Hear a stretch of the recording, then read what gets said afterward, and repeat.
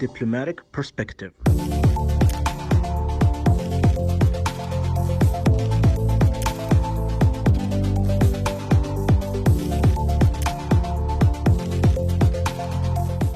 The Diplomatic Perspective with your host, Suleiman Al-Zahifi.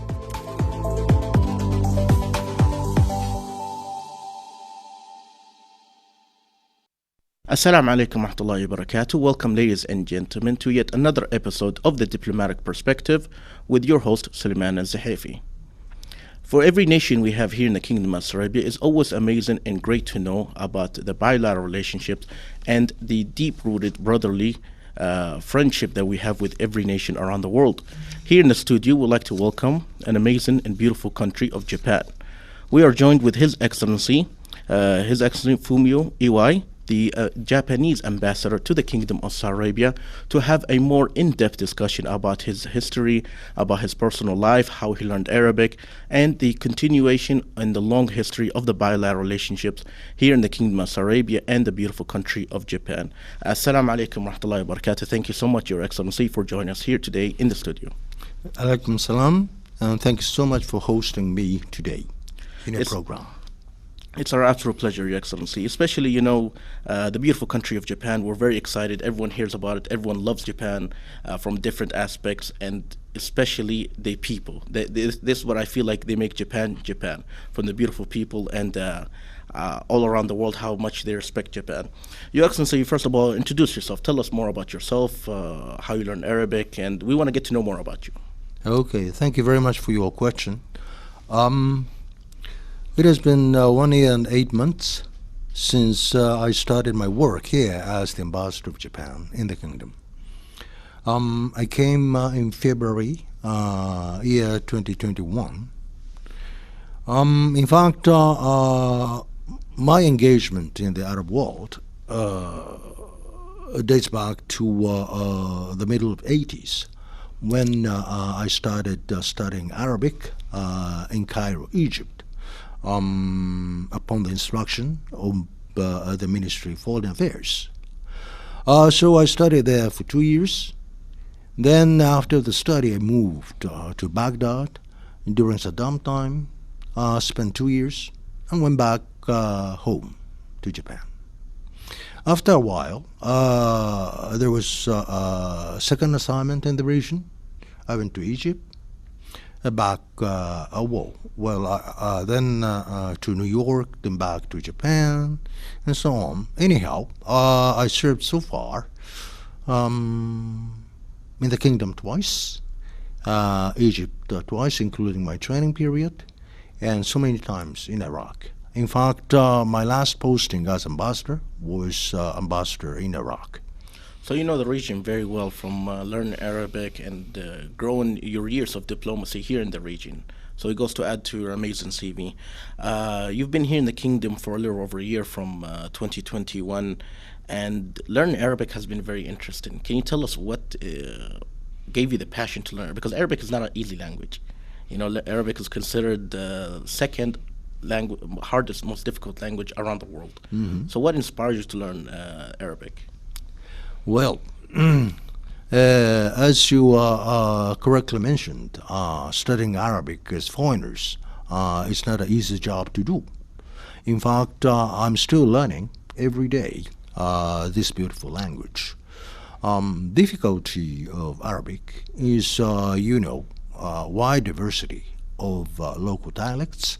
At the same time, even if you confine yourself to the world of Al-Fusha, I should say the Arabic language is like the sea, so wide and so deep. There are many things to learn.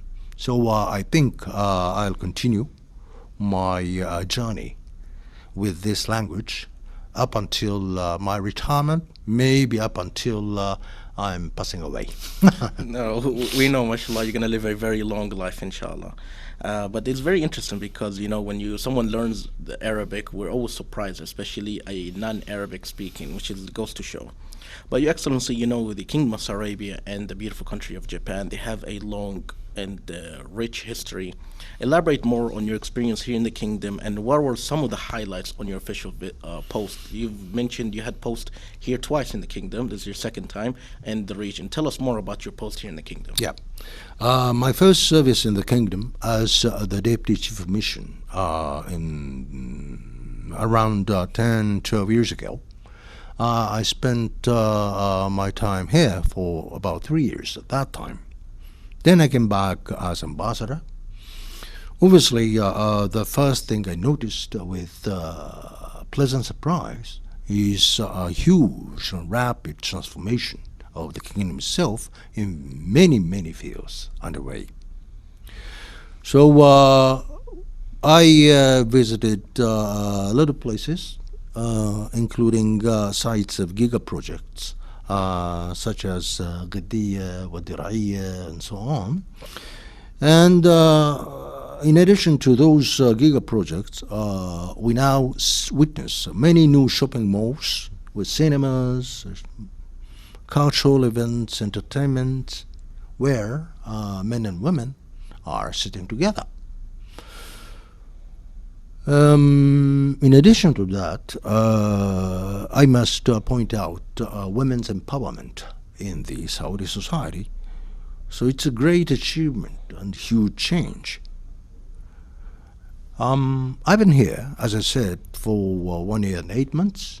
I traveled a lot. So far, I visited 12 provinces out of 13. Wow. Then what I noticed is, or what I was impressed is, great diversity of Saudi Arabia in every aspect. People, language, food, some tradition, habits, and so on. But something common is, Saudi people, especially youth and women, are very confident in their capability, very confident in the future, in their future and the country's future, under great leadership. So I believe the future of the Kingdom of Saudi Arabia is indeed very bright, with those enthusiastic people, young people. It's very kind words to say, especially from an individual from Japan, because all around the world they see Japan as a benchmark around the world for quality, development, future, and even prosperity. So we're very honored to even hear that from you, Your Excellency. Your Excellency, Japan and the Kingdom of Saudi Arabia has a long and bilateral cooperation. Tell us the importance and of such relationship between the two great nations. Okay, thank you very much for your kind question. As you know, Japan and the Kingdom have a long historical tie, a very cordial one. Indeed, the diplomatic relations between our two countries was established in 1955, and our relationships have developed mainly in the field of economy in the past. It is no surprise for us the Kingdom is the biggest supplier of crude oil to Japan. Indeed, 40% of Japan's imported oil comes from the Kingdom.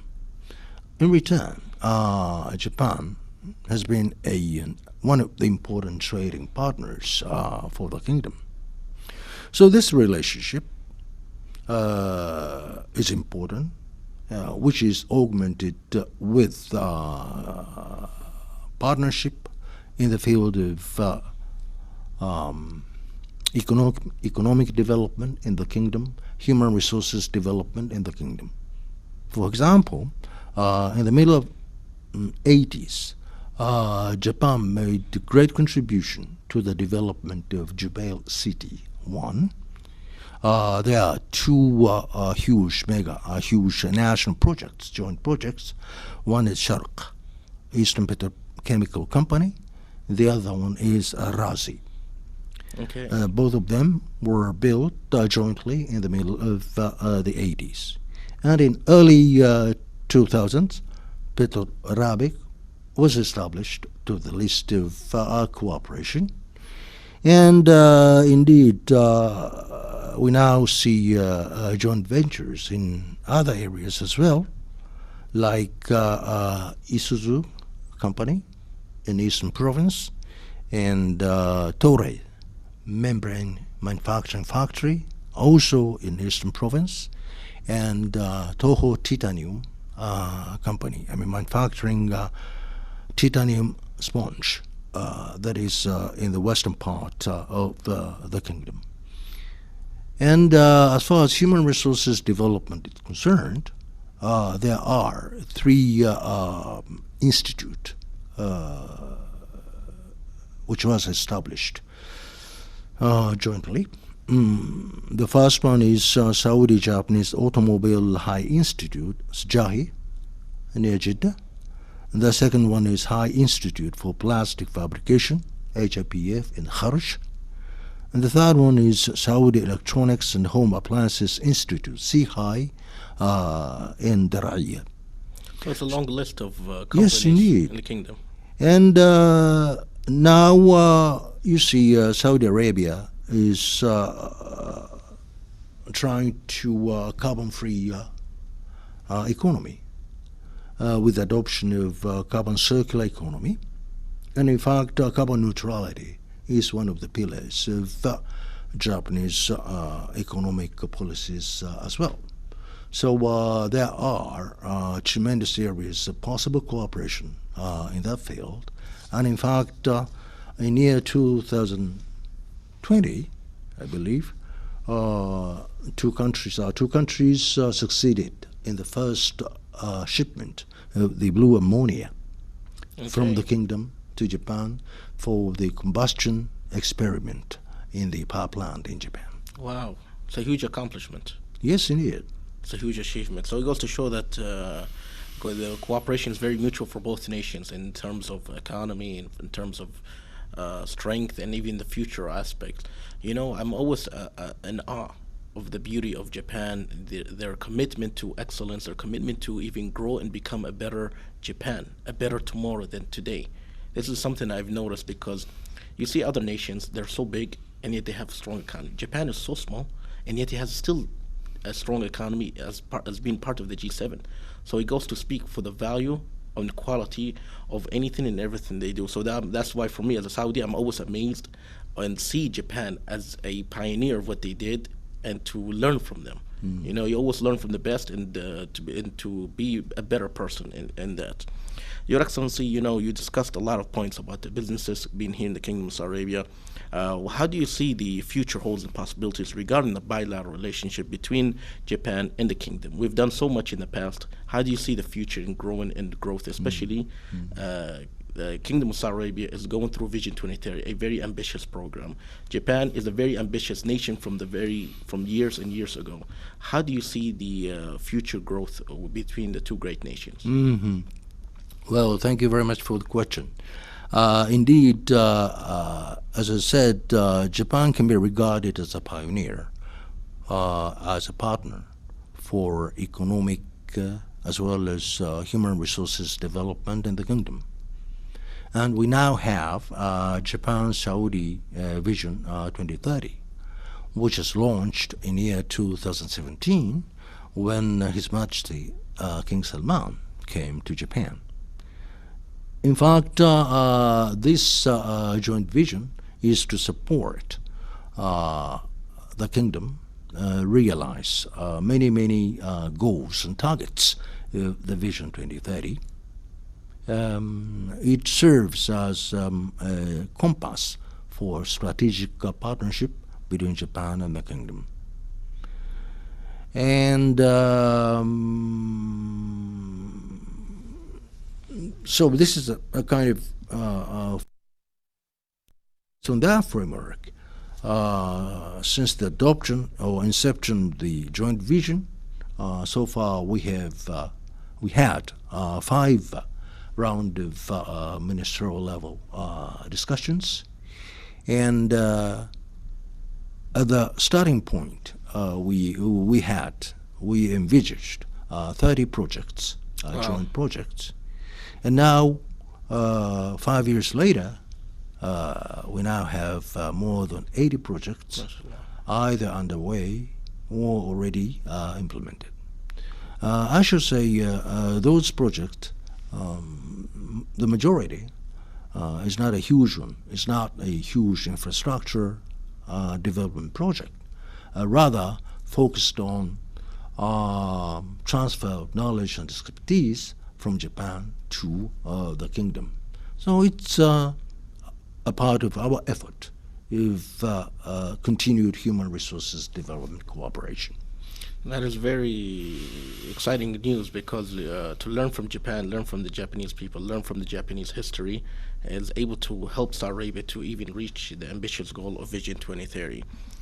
Your Excellency, you mentioned that the past 5 years has been a tremendous success and everything, and you've been here before on the official visit many years ago. This is your second visit. Saudi Arabia has definitely been going through a lot of changes, as you mentioned, for the women empowerment, the changes for the young and ambitious generation. 70% of the population are 30 years old and below. How do you see the recent progress that's happening in the Kingdom of Saudi Arabia for the past 5 years? Can you elaborate more on that? Well, you see, the progress for the past 5 years is tremendous. Saudi Vision 2030 sets clear goals for vibrant society, a thriving economy, and ambitious nation. All in all, what is most important is the people to believe that tomorrow is better than today. And in fact, on that notion, every people, every Saudi citizen tries its best effort to achieve those goals. And the fruit of those efforts are quite clear. Well, economy-wise, a lot of diversification programs, privatization programs are all going on. When it comes to culture and entertainment, obviously life has changed dramatically. You now have Riyadh season, Jet season, Formula One, Dakar Rally, Leaf Golf, Abdulaziz Cup, and so on. And taking this opportunity, I renew my sincere, heartfelt congratulations to the Kingdom for winning a bid to host 2029 Asian Winter Games. Very exciting. Yes, indeed, very exciting. And many people believe that how come, made comments, how come? Well, but so it means simply get a bid means or shows the people that Saudi Arabia, some parts of Saudi Arabia is a mountainous area, because many people believe that Saudi Arabia is flat, Just with desert. desert. Yeah. So that simple thing is a great, achievement. Indeed. Yeah, to deepen the world's recognition of the kingdom. So it goes to show if you build it, they will come. And Yes. it's a very ambitious build for Yes, 2029. indeed. People will always imagine Saudi Arabia has just been a desert and oil, but now with the Vision 2030, Yeah. they're realizing the untapped potential Yeah. happening in the Middle East. Yeah, and thanks to Saudi efforts, Japan is also benefiting. As part of Jeddah season, there was Anime Village and Japamura, Japan Village, as part of the Gamers 8. And I believe this year's Riyadh season, there'll be something coming related to Japan. Indeed, many Japanese artists and performers and musicians visited on those occasions, and they came to entertain the Saudi people, but at the same time, they were entertained. They enjoyed great hospitality of the Saudi people. So I think this kind of interaction between the people creates the further basis of friendship and cooperation between Japan and the kingdom. I think because both nations are very hospitable in their own way, so when you bring them together, they enjoy it even more Each one surprises the other one. Yes, indeed. Indeed, Your Excellency. Many people hear about Japan. Japan is heard and known all around the world. Some of them, they hear about Japan, they don't know much about it. They don't know much about Japan in general. What would you like to know, or how would you describe Japan to individuals that heard about Japan, they know about Japan, but they've never been to Japan? How would you describe it? What would you like to tell them? I see. Well, I can make 2 points. The first is Japan is a small island country, long and narrow, running north to the south. And climate conditions are different from region to region and from season to season in Japan. So whenever you come to Japan, you can enjoy beautiful natural landscapes throughout the country in every period of the year. That's one thing. The second thing is Japan's history. I mean, post-war reconstruction history. Japan was devastated in the war, and Japanese people at that time tried very best effort to reconstruct the country to catch up with the other nations. And indeed, the sense of achievement, the sense that it's strong desire to be better tomorrow than today is, I believe, its meaning, has a meaning, or maybe can show a way to go for the Saudi people. So yes, when you come to Japan, you can enjoy natural beauty, very hospitable people, and so on. But at the same time, I hope they can learn way of thinking of the Japanese people and history as well. Your Excellency, you discussed about a little information about Japan and everything, but how is the lifestyle in Japan? How is the way of living there? Because I feel like it's very interesting that from a young age, people learn discipline and anything important like that. And me and of course the listeners want to know more about it. Please tell us more. Yes. Many people say Japanese people are very much disciplined, very much diligent. That kind of habit Japanese people, generally speaking, have learned at their younger age, both at home as well as at school. So, for example, it's quite famous in the Japanese elementary school. Students or pupils themselves serve lunch and clean the classroom and so on. They don't have a janitor. Wow. Yeah, so students themselves to do those things. Every day they do that. So naturally, they get accustomed to the cleanness. They get accustomed to work collaboratively to the better standard of their living in the classroom, for example. Yeah. The same may be applied to their workplace. Well, in workplace, obviously, management wants the staff to concentrate on their jobs, but at the same time, a sort of teamwork is created on the basis of what they did in the past as elementary school students. So they were very much accustomed to do that. Your Excellency, Japan, of course, is a tourist region. Everyone around the world, they come to Japan year-round, yet is very strong in regarding economics. Tell us more about that. Yes, Japanese economy. Japanese nominal GDP is 5.5 trillion US dollars in year 2022. Well, it's according to the statistics of IMF published in 2022, and which is the third largest economy.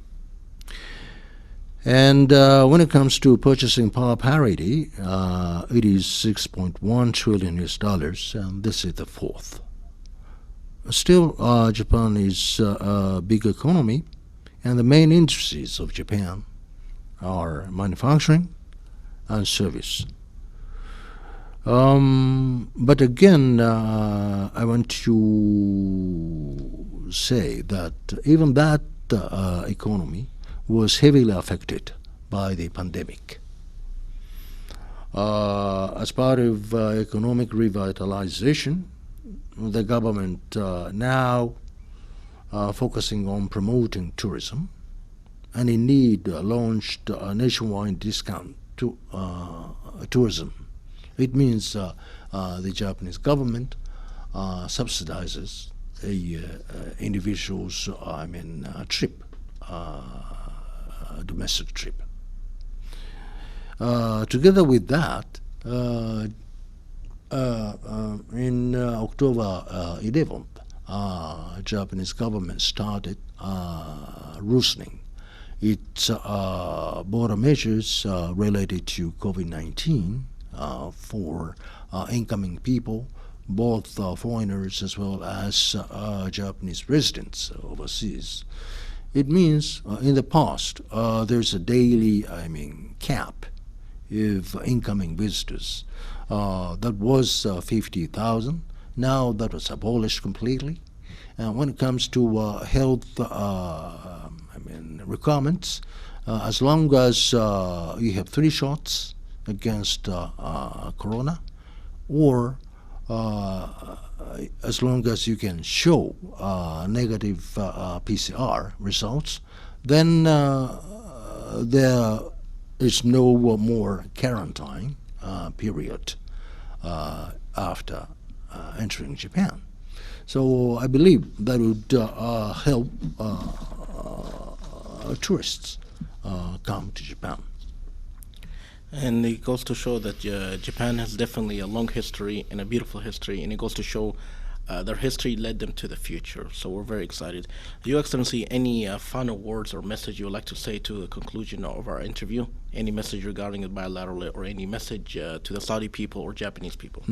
My great cheers to the people of Saudi Arabia in every region, to their effort to make their future better.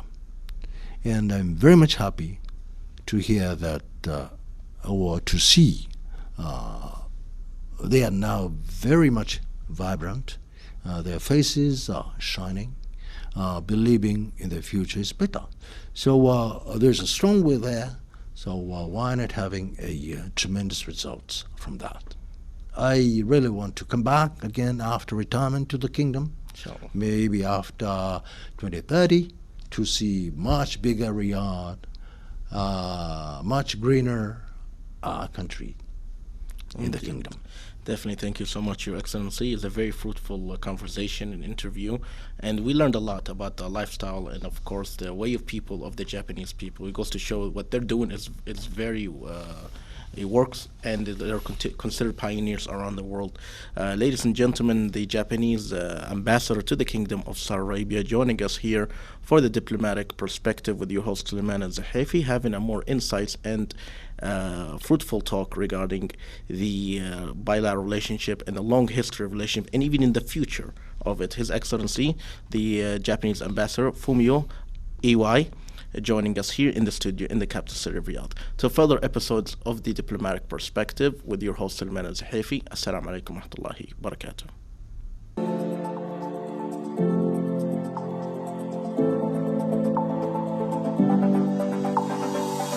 The Diplomatic Perspective.